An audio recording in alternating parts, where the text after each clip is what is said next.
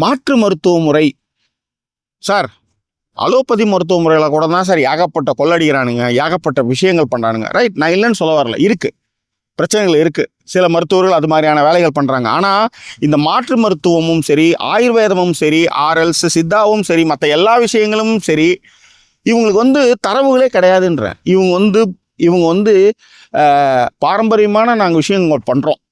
ஒரு டப்பாவில் அடைச்சி கொடுக்கும்போது இது பாரம்பரிய மருந்து, என்னது கிடுக்காயெல்லாம் போட்டு அதை கொடுத்துருங்க, சாப்பிட்ருங்கன்னு. அதை என்ன இன்க்ரீடியன்ஸ் இருக்குன்னு கூட தெரியாது.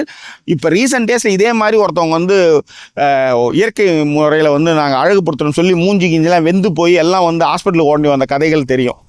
அதே மாதிரி நாங்கள் இயற்கை முறையில் எல்லாத்தையும் கிழிக்கிறேன்னு சொல்லி இருக்கிறவன் தாலி அறுத்த கதையெல்லாம் நமக்கு நிறையவே தெரியும்னு வச்சுக்காங்களேன். இது ஆண்டாண்டு காலமாக தொடர்ந்து நடக்கிறது. பச்சளை வைத்தியம் பண்ணுறேன்ட்டு குழந்தைக்கு கையில் பச்சளை கட்டுறேன்னு சொல்லி அந்த குழந்தையோட கையே எடுத்த கதைகள் இருக்குது. ஏன்னா இது எல்லாமே நோய் முற்றிய பிறகு தான் அரசு மருத்துவமனைக்கு வராங்க.